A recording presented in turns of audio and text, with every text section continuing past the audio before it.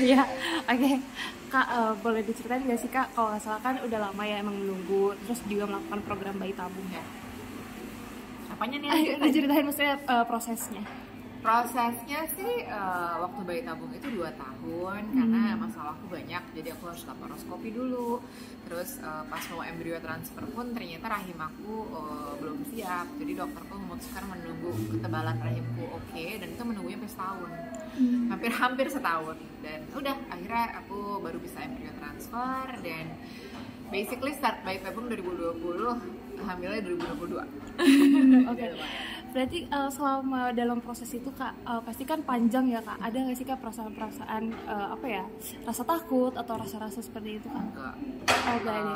Kebetulan aku dari awal mau bayi tabung atau promil ya memang udah berserah aja sih, karena aku pikirnya ya kalau emang aku pada saat itu ya ditakdirkan berdua aja ya nggak apa-apa, udah merasa komplit juga gitu. Tapi kalau misalnya Tuhan izinin aku kasih anak ya aku bersyukur sekali gitu. Jadi menurut aku semuanya happy aja, semuanya disyukuri gitu.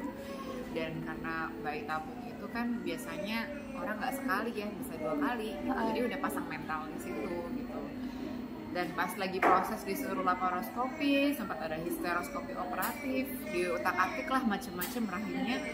Aku sih ya ikutin aja sih dokternya nyuruh apa. Suamiku misalnya disuruh diet, ya udah kita diet gitu. Jadi ya kita pasrah aja, berserah ngejalanin dan percaya aja sama dokternya ngomong apa gitu. Terus Kak, setelah punya anak nih Kak, perkembangannya Shane sendiri tuh gimana sih Kak? Perkembangan apa sana? Iya, Perkembangan sana itu sekarang udah 1,5 tahun lebih, sebenarnya udah 20 bulan. Udah cerewet sih, tapi lebih ke apa sih, kayak ngomong gak jelas ngomong apa, tapi kadang-kadang di antara kata-kata itu ada kata-kata yang memang benar itu dia ngomong apa. Jadi tapi baru kata-kata aja sih, belum sampai merangkai kata-kata yang canggih gitu. Sisanya sih paling dia hobi joget, hobi nyanyi. Jadi kayak dia suka ngerasa dia misalnya lagu anak-anak tuh dia apalin. Ya ada kata-kata yang bener gitu. Nanti tadi nyanyi-nyanyi lagi gitu. Lagi suka kayak gitu aja sih. Sama ya paling pretend play, main dapur-dapuran. Terus lagi hobi naik odong-odong. Oh, naik odong. Karena kebetulan rumahku bukan komplek, jadi odong-odong tuh bisa lewat. Murah meriah bahagia. Terus juga ini Kak, kan San itu kan penantiannya kan cukup lama ya, ditunggu ya. Ada nggak sih Kak perubahan yang terasa setelah hadirnya San? Happy udah pasti, tapi perubahannya adalah hidupku jadi lebih rapi dan lebih bertanggung jawab. Oh, itu yang paling terasa lah ya. Karena biasanya bertanggung jawab sama diri sendiri, itu pun banyak cerobohnya ya. Dan suami aja berdua gitu, jadi kayak gak pusing-pusing amat gitu. Pas ada anak ternyata kita jadi kayak lebih teratur, mencoba kayak ya punya kesadaran untuk hidup lebih sehat gitu kan, supaya bisa sama dia terus sampai dia gede gitu kan, supaya kita bisa sehat bareng-bareng anak. Tapi kalau dari keseharian sendiri gimana Kak? Apakah ada perubahan? Pastinya ada kan? Apakah lebih hektik atau gimana? Di awal-awal overwhelm, ada mood swing juga, dibilang baby blues aku juga nggak tahu ya saat itu ya, tapi ada lah kayak tiba-tiba nangis, tiba-tiba panik gitu. Tapi untungnya aku dari awal udah pakai suster, terus suami aku juga bantu banget, jadi ya enak sih ada privilege itu, jadi ya banyak terbantu. Oke. Terus kalau boleh tahu nih Kak, ada nggak sih Kak rencana untuk punya adik lagi? Nah kebetulan di embrionya tuh di freeze masih ada 2. Tapi juga masih mikir-mikir sih. Satu karena waktu aku hamilnya tuh banyak sakit, banyak masalah lah pasti hamil, berat banget hamilnya.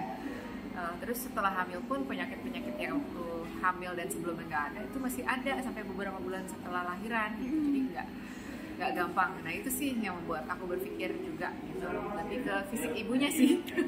Tapi kalau dari perasaan pribadi gimana Kak? Apakah masih pengen sebenarnya tambah lagi? Aku termasuk orang yang realistis sih Mbak. Jadi waktu aku mau promil aja dulu, mau promil punya Sana, itu aku pikirin dulu apakah memang aku pantas punya anak. Apakah aku sudah puas dengan diriku dan aku sudah siap. Karena menurut aku anak itu titipan Tuhan yang kita harus sebisa mungkin kita bertanggung jawab dari kitanya mentally udah oke gitu. So far kalau suka hayal-hayal, suka kepikiran nih, lucu nih, satu lagi Tapi aku harus realistis membayangkan proses bayi tabungnya itu yang kita nggak tahu ya, dengan hormonalnya hormon kita bisa naik turun. Proses hamilnya aku nggak tahu karena kan aku sudah sekarang tahun ini 38. Kalau misalnya aku hamil lagi berarti ya itu udah kategori geriatric pregnancy yang beresiko. Ada yang mulus-mulus aja, nggak kenapa-kenapa, udah hampir umur 40 dan asik-asik aja, tapi ada juga yang enggak gitu. Itu juga harus dipikirin. Dan sisanya sih ya itunya dulu sih. Kalau mikir kejauhan yang lainnya jangan, itunya dulu yang dipikirin. Jadi aku berusaha realistis ke situnya, dan untuk sekarang sih kayaknya nggak sanggup sih kalau nambah satu lagi, karena aku harus fokus sama tumbuh kembangnya dia dulu sih. Gitu. Tapi kalau dari suami sendiri gimana Kak? Apakah sama? Nah, suami aku termasuk orang yang ngikutin istri, karena menurut dia badan istri ya otoritas aku berarti. Oke, gitu. Makasih banyak ya Kak. Makasih banyak.